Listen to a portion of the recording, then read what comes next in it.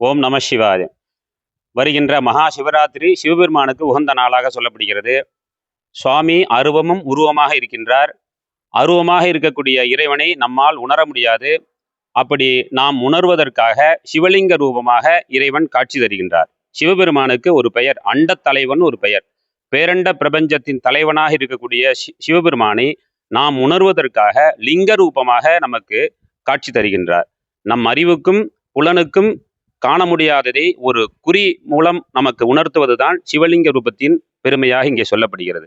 அப்படியாக பிரம்மாவுக்கும் விஷ்ணுவுக்கும் தழல் ரூபமாக அனல், பூமிக்கும் விண்ணுக்கும் அனலாக காட்சி தந்த நாளாக இந்த மகா சிவராத்திரி நாள் சொல்லப்படுகிறது. அதான் காணாத அறிவினுக்கும் உருவினுக்கும் காரணமாய் நீள்நாகம் அணிந்தார்க்கு நிழல் குறியாம் சிவலிங்கம்.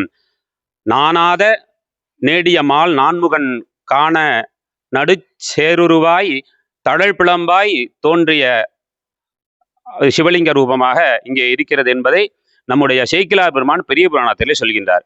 அப்படியாக மகா சிவராத்திரி விழாவானது நம்முடைய சிவாஜம் பெரியநாயகி உடனுரை சிவபுரீஸ்வரர் ஆலயத்திலே மிக சிறப்பாக நடைபெற இருக்கின்றது. காலை 9 மணி அளவிலே ருத்ர யாகமும், அன்று இரவு 10 மணி அளவிலே முதல் காலமும், 12 மணி அளவிலே 2ஆம் காலமும், 2 மணி அளவிலே 3ஆம் கால பூஜையும், 4 மணி அளவிலே 4ஆம் கால பூஜைகளும் மற்றும் இரவு முழுவதும் சிவபெருமானுடைய ஓம் நம சிவாய நாமங்கள் சாம சங்கீர்த்தனமும், தேவாரம், திருவாசகம், திருமுறை பாராயணமும் மற்றும் கலை நிகழ்ச்சிகளும் ஏற்பாடு செய்யப்பட்டிருக்கிறது.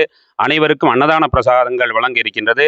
அந்த மகா சிவராத்திரி விழாவிலே சிவபெருமானை தரிசனம் செய்து அனைவரும் வாழ்விலே இகப்பர சௌபாகியங்களை பெறுமாறு அன்போடு கேட்டுக்கொள்கிறோம். ஓம் நம சிவாய.